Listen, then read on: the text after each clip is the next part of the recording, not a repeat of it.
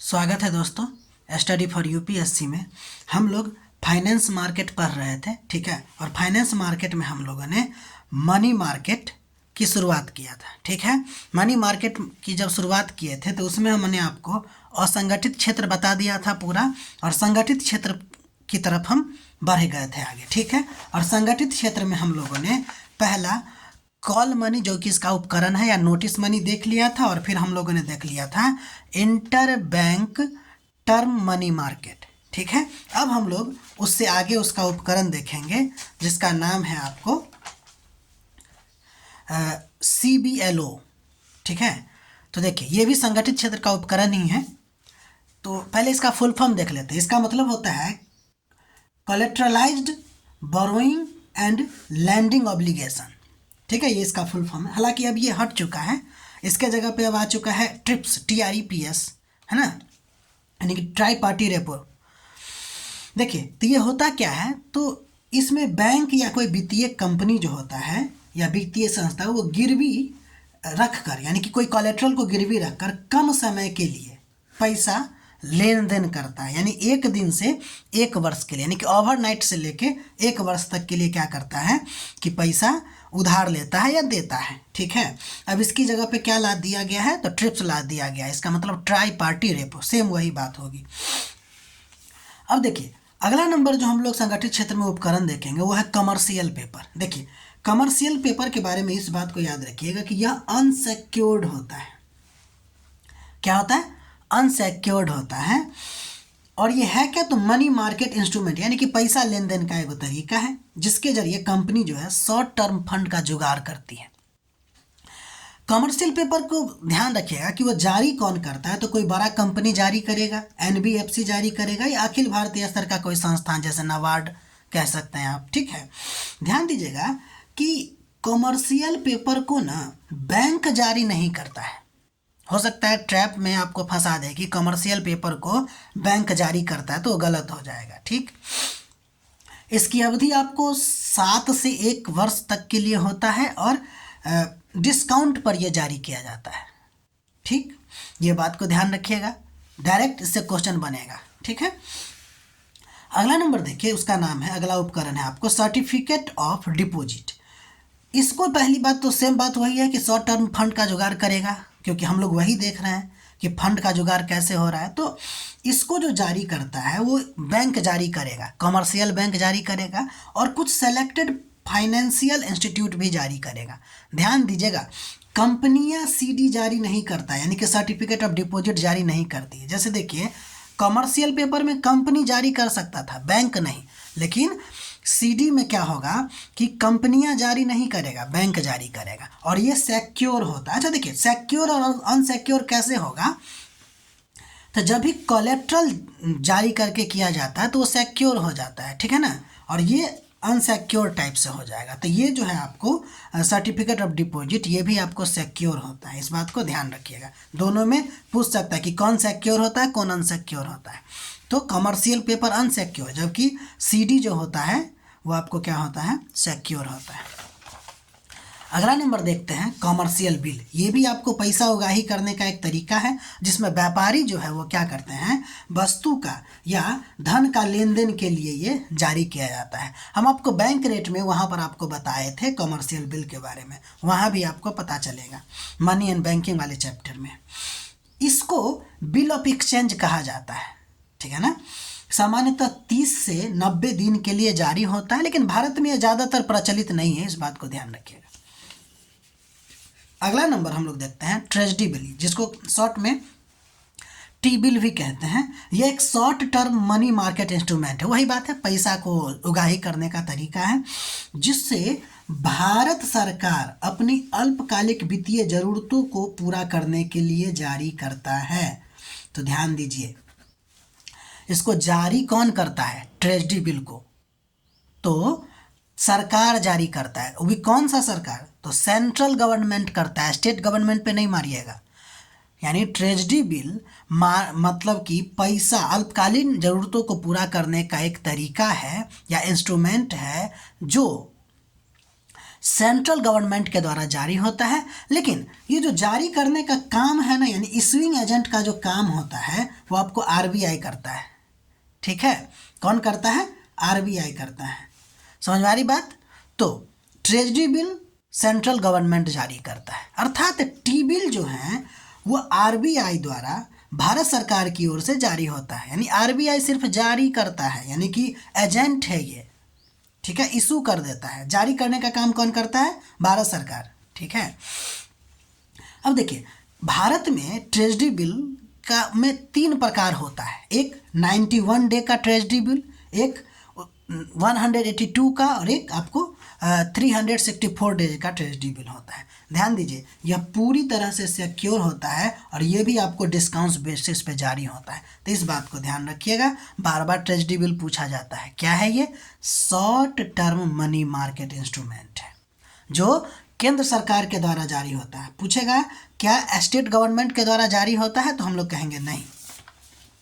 ठीक है, अब ध्यान दीजिए, ये आपको ट्रेजरी बिल जो है आपको दोनों मार्केट में आपको घूमता रहता है। लेकिन पहली बात तो ये है कि ट्रेजरी बिल जो है आपको प्राइमरी मार्केट में सबसे पहले आरबीआई के द्वारा नीलामी की जाती है, और फिर आपको सेकेंडरी मार्केट में भी कंपनियां सब या फिर और भी बैंक सब खरीद फरोख्त कर सकता है। ठीक है, राज्य सरकार इन्हें जारी नहीं करती है, इसको आपको बता दिया गया है। अगला नंबर जो होता है वो कैश मैनेजमेंट बिल होता है। ध्यान दीजिए, ये भी टी बिल के जैसा होता है, यानी कि ट्रेजरी बिल के जैसा। तो जैसा जैसा गुण वहाँ बताया गया है वहीं यहाँ भी होगा, बस अंतर एक ही चीज़ का होता है कि ट्रेजरी बिल जो होता है उसकी फिक्स मैच्योरिटी होती है, यानी कि 91 डे का, 182 का, 364 डेज का होता है। लेकिन ये जो CMB होता है ना, यानी कि कैश मैनेजमेंट बिल, एक्चुअली में ये 2010 में लाया गया था, और इसमें फ्लेक्सिबल मैच्योरिटी होता है, यानी कि 91 डे से कम ही होता है। 17 दिन हो सकता है, 5 दिन हो सकता है, 1 दिन भी हो सकता है। यानी ये कैश मैनेजमेंट बिल है। ठीक, तो ये था आपको मनी मार्केट के बारे में और उसका उपकरण। अब हम लोग देखेंगे कैपिटल मार्केट। एक्चुअली में कैपिटल मार्केट 2 प्रकार का होता है, जिसको हम लोग कहते हैं प्राइमरी मार्केट और दूसरा सेकेंडरी मार्केट। ध्यान दीजिए, प्राइमरी मार्केट में कंपनियां नई सिक्योरिटी जारी करता है, जैसे कि IPO सब जो है वो प्राइमरी मार्केट में जारी होता है। और सेकेंडरी मार्केट जो होता है उसमें सिक्योरिटी का खरीद फरोख्त होता है। इसको सिंपल भाषा में आप स्टॉक मार्केट भी कह सकते हैं। ठीक है, अब देखिए, तो जिस तरह हम लोगों ने मनी मार्केट का मतलब इंस्ट्रूमेंट पढ़ा था, उसी प्रकार हम लोग कैपिटल मार्केट का भी इंस्ट्रूमेंट पढ़ेंगे, जिसमें पहला नंबर हम लोगों को देखना है इक्विटी शेयर। इक्विटी शेयर आप लोग सुनते होंगे, तो ये है क्या? तो यह कंपनी का मालिकाना हिस्सेदारी को दर्शाने वाला एक इंस्ट्रूमेंट है। अगर कोई इक्विटी शेयर लेता है, जैसे IPO सब खरीदता है, तो उसके अंतर्गत आता है इक्विटी शेयर। यानी कि इक्विटी शेयर में क्या क्या आता है? IPO सब आता है। तो जब इक्विटी शेयर किसी की हिस्सेदारी में हो, यानी कि ऑनरशिप उसके पास अगर आ जाता है, तो उसमें वोटिंग राइट उसको मिलती है और डिस्काउंट पाने का अधिकार रखता है। लेकिन ध्यान दीजिएगा, डिस्काउंट फिक्स नहीं होता है, डिविडेंड पाने का अधिकार होता है, लेकिन डिविडेंड उसका फिक्स नहीं होता है। ठीक है, इस बात को याद रखिएगा। देखिए, इक्विटी शेयर का मतलब आप बैंक का, मतलब आप कंपनी का मालिक हो गए। जितना पैसा लगाते हैं आप उतने का मालिक हो गए, और उसमें आपको वोटिंग राइट मिलेगा और डिविडेंड पाने का भी आपको अधिकार होगा, लेकिन फिक्स नहीं, जितना प्रॉफिट होगा उसके अनुसार से। ठीक, अगला नंबर इंस्ट्रूमेंट हमको पढ़ना है प्रेफरेंस शेयर। प्रेफरेंस शेयर यानी प्रेफरेंस का मतलब है ऐसा शेयर जिस पे पहले प्रेफरेंस दिया जाता है, मतलब ऐसा शेयर जिसका डिविडेंड भुगतान, यानी कि जो डिविडेंड का भुगतान होता है ना, वो प्राथमिकता और लिक्विडिटी के समय इक्विटी शेयर होल्डर से पहले भुगतान किया जाता है। मतलब देखिए, ये जो हम पढ़े हैं इक्विटी शेयर, इसका जो शेयर होल्डर होगा उससे पहले प्रेफरेंस शेयर होल्डर को क्या किया जाता है? डिविडेंड दिया जाता है। और लिक्विडेशन का मतलब होता है कि जब कंपनी दिवालिया हो गई या कंपनी बंद हो रहा है, उस समय भी इक्विटी जो है वह शेयर होल्डर से पहले दिया जाएगा। प्रेफरेंस शेयर का मतलब यही होता है कि इसको डिविडेंड में जो भुगतान है वो पहले दिया जाएगा, और लिक्विडेशन के समय भी इसको भुगतान पहले कर दिया जाएगा। लेकिन अंतर क्या है? तो इक्विटी शेयर वाले को वोटिंग राइट होता है, लेकिन प्रेफरेंस शेयर वाले को वोटिंग राइट नहीं होता, यानी कि वो ऑनरशिप नहीं होता है उसमें, वो कंपनी का मालिक नहीं होता है, वो क्रेडिटर होता है एक तरह से। वो मतलब एक तरह से समझिए कि पैसा देता है बैंक, मतलब कि कंपनी को, कि आप कंपनी चलाइए, एक लोन के टाइप पे, तो उसको इंटरेस्ट मिलता रहता है। और साथ ही साथ फिक्स रेट ऑफ डिविडेंड मिलता है। फिक्स रेट ऑफ डिविडेंड मतलब क्या, इंटरेस्ट रेट उसको मिलता रहता है, इतना पैसा लगाया है उसके आधार पर उसको इंटरेस्ट मिलता रहता है। उम्मीद है प्रेफरेंस शेयर समझ गए होंगे और इक्विटी शेयर समझ गए होंगे। दोनों में बेसिक डिफरेंस याद रखिएगा कि इक्विटी शेयर वाले को वोटिंग राइट होता है, प्रेफरेंस शेयर वाले को वोटिंग राइट नहीं होता है। इक्विटी शेयर वाले को डिविडेंड मिलता है, फिक्स नहीं होता है, लेकिन ज़्यादा कम मिलता रहता है, और इसको जो है वो इंटरेस्ट रेट मिलता रहता है, वो फिक्स होता है। जब भी कंपनी दिवालिया घोषित होगा या कुछ होगा तो पहले प्रेफरेंस शेयर वाले को उसका भुगतान कर दिया जाएगा, सबसे अंत में आपको इक्विटी शेयर वाले को दिया जाता है। मालिक अपना नफ़ा नुकसान करके देखेगा ना, फिर यानी कि कंपनी का आप मालिक है तो सबसे लास्ट में फ़ायदा आपको होने वाला है या फिर नुकसान आपको होने वाला है। ध्यान दीजिए, बार बार एक कन्फ्यूजन क्रिएट करवा देता है कि ये जो इक्विटी शेयर है या प्रेफरेंस शेयर है, इसको कहा जाता है पार्टिसिपेटरी कैपिटल, जबकि बॉन्ड और डिवेंचर जो होता है उसको कहा जाता है नॉन पार्टिसिपेटरी कैपिटल, यानी डेब्ट कैपिटल इसको कहते हैं। ध्यान दीजिए, ये दोनों है क्या, पार्टिसिपेटरी कैपिटल और नॉन पार्टिसिपेटरी कैपिटल, वो क्या है, हम बॉन्ड और डिवेंचर बाद में पढ़ेंगे। पहले हमने आपको इक्विटी शेयर और प्रेफरेंस शेयर पढ़ा दिया है। ज़्यादातर इक्विटी शेयर को ही पार्टिसिपेटरी कैपिटल कहते हैं, ठीक है। प्रेफरेंस शेयर में थोड़ा सा मुश्किल है। चलिए, एक्चुअली में ये दोनों है क्या, तो कंपनी अपनी गतिविधियों के लिए, यानी कि कंपनी अगर चलाएगा तो उसको फंड की जरूरत पड़ती है। तो फंड की जो जुटाव होता है वो दो तरीका से करता है, एक पार्टिसिपेटरी कैपिटल के द्वारा और दूसरा नॉन पार्टिसिपेटरी कैपिटल के द्वारा।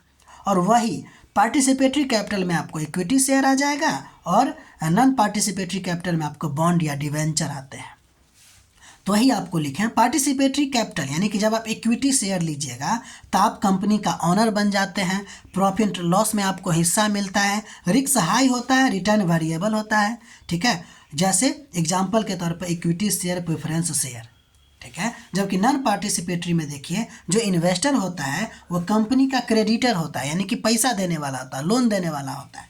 फिक्स इंटरेस्ट रेट मिलता है, यानी डिविडेंड नहीं, उसको फिक्स इंटरेस्ट रेट मिलता है जो आपको बताया है, ठीक है। रिस्क लो होता है और रिटर्न जो होता है उसको फिक्स मिलता है। और इसका एग्जांपल आपको डिवेंचर और बॉन्ड होता है।